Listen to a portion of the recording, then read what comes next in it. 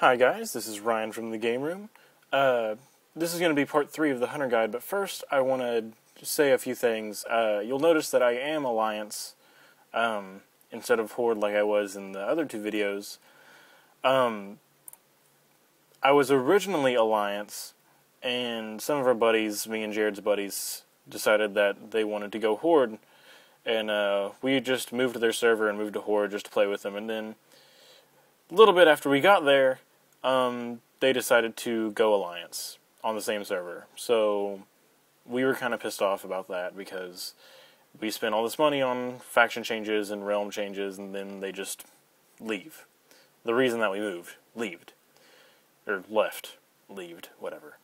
So a little disgruntled about that, but I'm back on my original server because I've always been Alliance, and I just went Horde for them, and then I decided that I'm an Alliance fanboy, sorry, so I decided to go back to my old server, back to Alliance, back to where all my old alts are, so I can level them and do some more videos for you guys. So this one, moving on to the actual guide, this is going to be about pet management.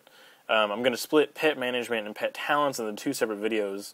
It's because after 4.1 comes out, pet talents are going to be a little bit different, so I'm going to wait until after that comes out and work out the best spec and then show that to you guys rather than the one that I have now. It shouldn't be too different, but yeah. So, alright, let's get started. This one's going to be about pet management. Let's get out my little buddy T-Nigs here. And the key to pet management is knowing, well, I guess that'd be the definition of pet management, is knowing where your pet is at all times, what you're doing with your pet, what your pet can do for you, etc.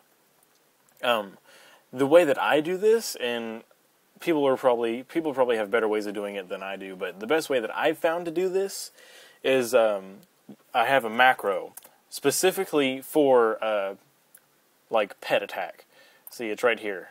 /cast aspect of the hawk /petattack /cast hunter's mark. As marksman, you don't really need the hunter's mark part because you have the marked for death, but I've been using this ever since before marked for death was even in the game.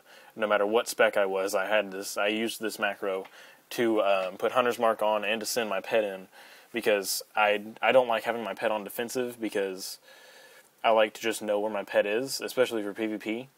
So, yeah, I just use this and I keep my pet on passive, so that unless I hit this button, if I haven't hit this button, I know my pet's by my side. If I have, then I know that my pet is on the same target that I am, so that I can know when my web is ready for that target. I can know when I can know where it's at, if it's in range for Master's Call. So, yeah, I mean it's really not that hard. It just takes a little bit getting used to hitting this macro whenever you want to send your pet in, want to use its web or whatever special ability it has.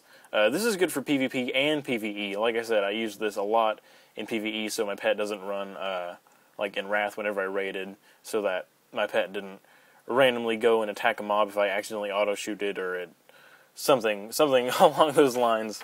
I always kept him on passive and used this macro, so this is how I do it. It's really, it works. I really like it, actually. So, let's see, I lost my train of thought for a second. Okay, aside from knowing where your pet is all the time, you want to make use of your pet's little special abilities from the talents. One talent that isn't going away that I can show you, well, here's my talents. If you want to pause it and do these talents, I'm not going to do a guide over these. They're pretty straightforward, but one of the talents that you need if you have a cunning pet or a tenacity pet that isn't going away with 4.1 is Roar of Sacrifice, which protects a friendly target from critical strikes, making attacks against that target unable to be critical strike, but 20% of all damage taken by that target is also taken by the pet, and this lasts for 12 seconds. This pet ability can be put on the pet rotation with the little like spinny border around it to where the pet automatically does it, but I keep it off it. And what I do is I have Shift Alt targets me.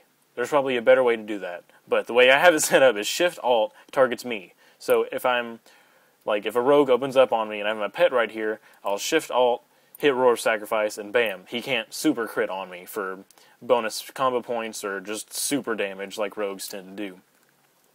That's something I use a lot, and it only has a 1 minute cooldown, so that's really useful. That's something you might want to do for like make sure that you have things like like that, and if you're Beast Mastery, your Spirit Beast, that little pocket heal, if you want to keep that off the cooldown, which I do when I'm Beast Mastery, and just do target yourself and hit that heal, that helps a lot, because it doesn't automatically target you. It'll target whatever the pet is targeting. So, yeah, that you might want to try that out. Well, I'd say do that, because it's it really helps out a lot. And yeah, so let me show you how the macro works really quick. Oh, FPS lag. Okay, let's see. We're in Elwyn Forest right here. Let's see. Here's the sheep. Now, my pet is on passive, so when I attack it, my pet doesn't do anything. Not a damn thing. But if I hit this macro, bam, pet goes, and that's just it. It runs right back to me when the target's dead. It doesn't run to any nearby targets or anything. And since I have the web, if you're using a spider, which you should be, I have the web on the pet's rotation, so that as soon as I hit that button, if it's off cooldown, the web will go off.